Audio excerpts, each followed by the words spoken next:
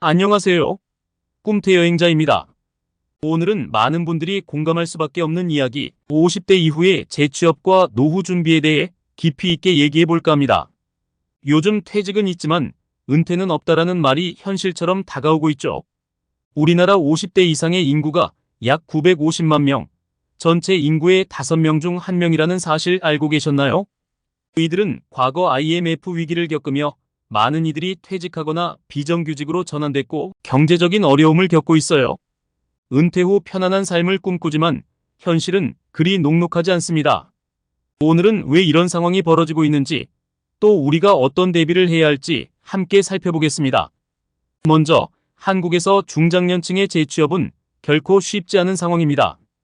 평균적으로 55세에 퇴직을 하지만 법적 은퇴 연령인 60세까지는 소득 공백이 발생하죠. 그래서 많은 분들이 이른 나이에 다시 재취업 시장에 나서게 됩니다. 그런데 문제는 이들이 원하는 안정적인 일자리를 찾기가 정말 어렵다는 겁니다. 긴 경력에도 불구하고 나이가 많다는 이유로 서류 전형에서 탈락하는 경우가 많아요. 기업들은 나이와 기존 경력 때문에 적응력이 떨어진다고 판단하기 쉽죠. 결국 중장년층은 경비원, 배달, 단순 노동직으로 재취업하는 경우가 많습니다. 여기서 중요한 건 경제적 부담입니다. 자녀의 학비와 결혼 비용, 부모의 의료비까지 책임져야 하는 샌드위치 세대, 바로 50대입니다. 조사에 따르면 2차 베이비부머 세대의 5명 중 1명은 자녀와 부모를 동시에 부양하고 있으면 평균적으로 매달 164만 원을 지출하고 있습니다. 소득은 줄어드는데 지출은 늘어나니 경제적 압박이 말도 못하죠. 그러니 자격증을 새로 따거나 직업 탐색에 뛰어드는 분들이 많습니다. 하지만 이조차도 만만치 않은 여정이에요. 또 하나 중요한 문제는 한국의 연금 시스템입니다.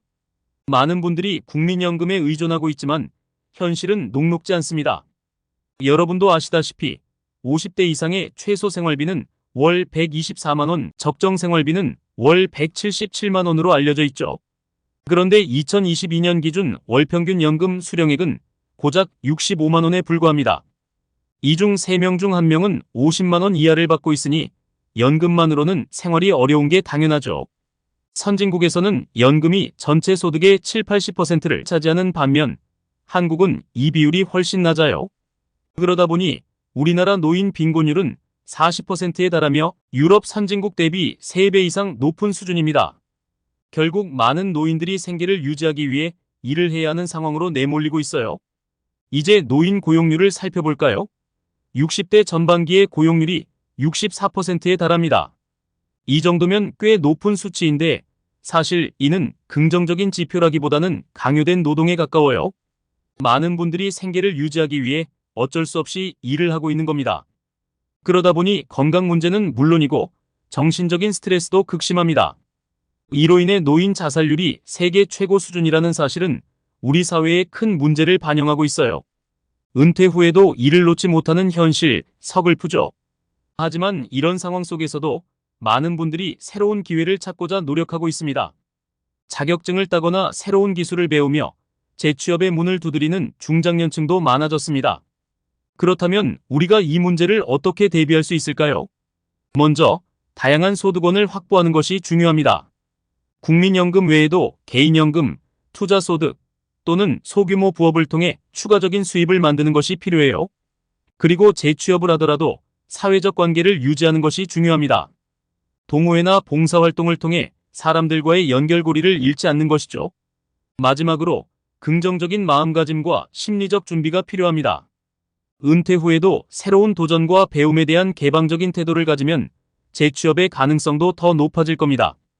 오늘 이야기가 여러분께 도움이 되었길 바라면서 우리 모두가 퇴직 후에도 안정되고 의미 있는 삶을 살 수 있도록 지금부터 하나씩 준비해 나갔으면 좋겠습니다.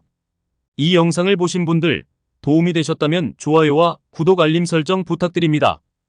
앞으로도 더 유익한 정보와 조언으로 찾아뵙겠습니다. 감사합니다.